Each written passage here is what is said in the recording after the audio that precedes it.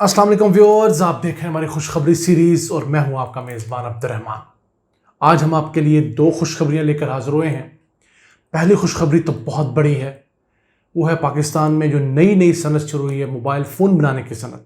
उस मुतालिक हुकूमत ने यह ऐलान किया है कि अगले साल सन 2022 से पाकिस्तान में बनने वाले मोबाइल फ़ोन्स दुनिया भर में एक्सपोर्ट होना शुरू हो जाएंगे। और ये पाकिस्तान के लिए वाकई बहुत बड़ी खुशखबरी है। एक ऐसा मुल्क जो अपने 100% मोबाइल फ़ोन इंपोर्ट किया करता था, सालाना $2 अरब इस पे खर्च करता था, स्मगलिंग होती थी, तो अब वो ना सिर्फ अपनी ज़रूरत की मोबाइल फ़ोन मुकामी सतह पर बना रहा है बल्कि एक्सपोर्ट भी करने जा रहा है।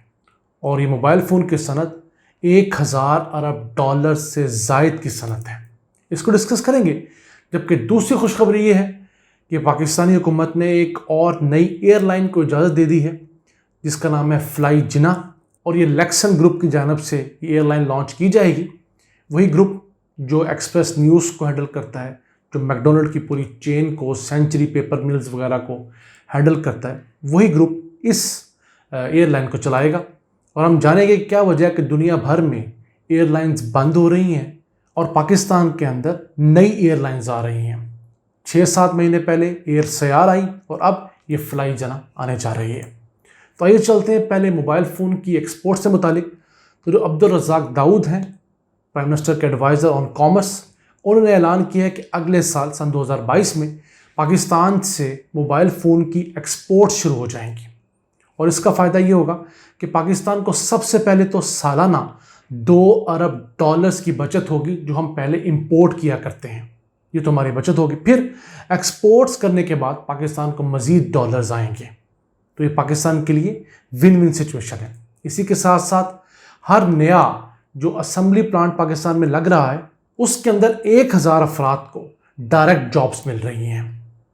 इस सिलसिले में आपको बताना चाहूँगा, वियतनाम ने जो तरक्की की वो इसी मोबाइल फ़ोन और इलेक्ट्रॉनिक्स की बिना पर तरक्की की है। वो वियतनाम जो पाकिस्तान के बहुत बाद आज़ाद हुआ ये साम्राज्यी क़ुव्वतों से, लेकिन उसकी 2 साल पहले जो एक्सपोर्ट थी वो $264 अरब थी।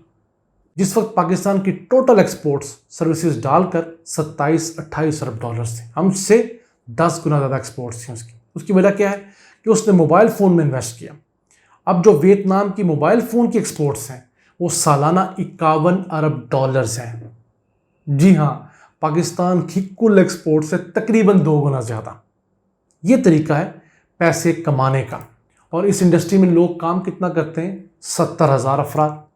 जबकि पाकिस्तान की जो सबसे बड़ी इंडस्ट्री है, जो टेक्सटाइल इंडस्ट्री है, उसकी टोटल एक्सपोर्ट्स गुज़िश्ता साल हाईएस्ट रही 15.5 अरब डॉलर्स, लेकिन उसके अंदर काम जो लोग करते हैं वो 1.5 करोड़ अफराद, फार्मर से लेकर और एंड जो टेक्सटाइल मिल का मुलाजिम है वहाँ तक तमाम लोग उसमें काम करते हैं।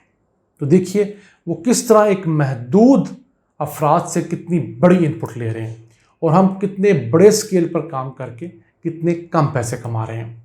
इसका मतलब ये कतई ना लिया जाए कि हम टेक्सटाइल बंद करने का कह रहे हैं। हम कहते हैं टेक्सटाइल के साथ साथ अगर आपने तरक्की करनी है तो आपको मोबाइल फ़ोन्स में आना होगा, आपको लैपटॉप्स में आना होगा, आपको टैबलेट्स के अंदर आना होगा, आपको इलेक्ट्रॉनिक्स के अंदर आना होगा, और फिर आपको रोबोट्स के अंदर आना होगा, फिर ड्रोन मेकिंग के अंदर, उसकी मैन्युफैक्चरिंग के अंदर आपको आना होगा। इसी के साथ साथ हुकूमत ने यह भी ऐलान किया है कि अगले साल ही पाकिस्तान से बड़ी मिकदार में मोटरसाइकिल्स भी एक्सपोर्ट होना शुरू हो जाएंगे।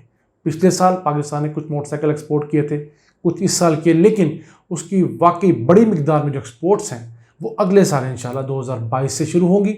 मुल्क के अंदर सालाना 30 लाख मोटरसाइकिल बनेंगे।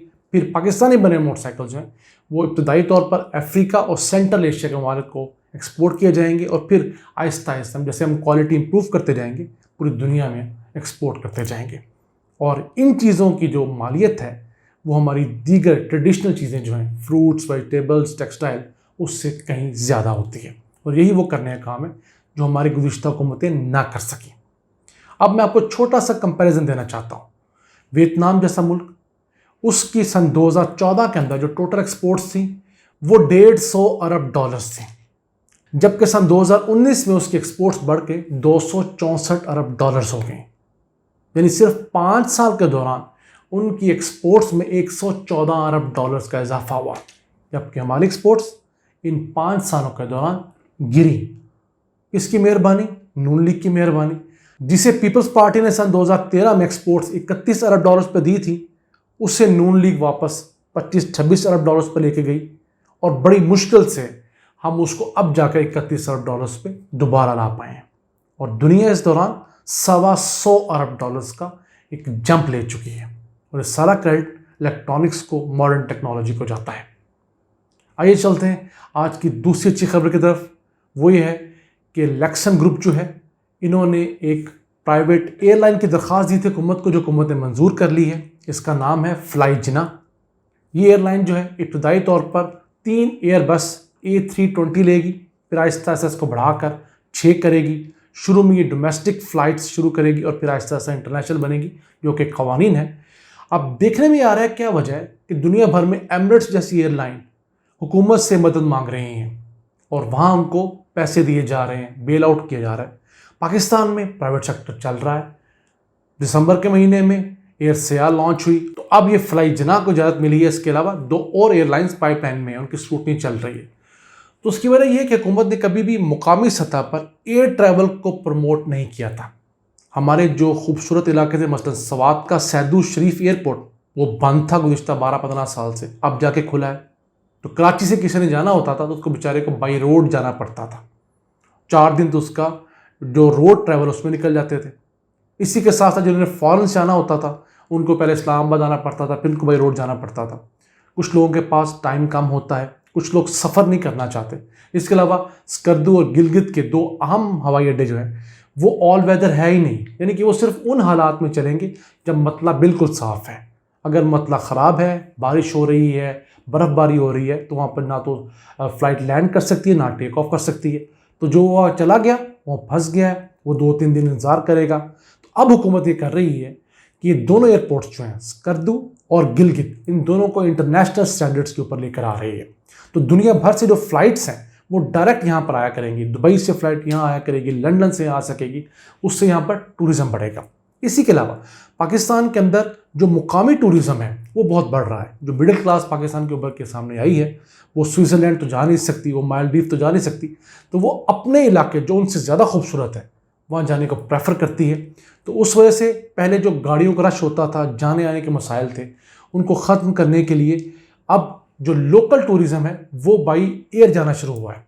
गुज़िश्ता दिनों कराची की फ़्लाइट 6,500 रुपये की थी, और जो कराची की जो प्रीमियम क्वालिटी VIP ट्रेन है, जो आपको 18 से 24 घंटे में पहुँचाती है, वो भी 6,500 रुपये की है। तो लोगों ने ट्रेन छोड़ी और बाई एयर जाना शुरू कर दिया। इसी तरह लाहौर से स्कर्दू, उसका किराया सिर्फ 7,500 रुपये था। वो क्या है, आपका 2 दिन का ट्रैवल कम हो जाता है। आप 2 दिन के टूर पे भी जा सकते हैं। एक दिन जाएं, वहाँ 1 दिन स्पेंड करें, अगले दिन आप वापस आ जाएं, वरना आपको 1 हफ्ते का टूर प्लान करना पड़ता है।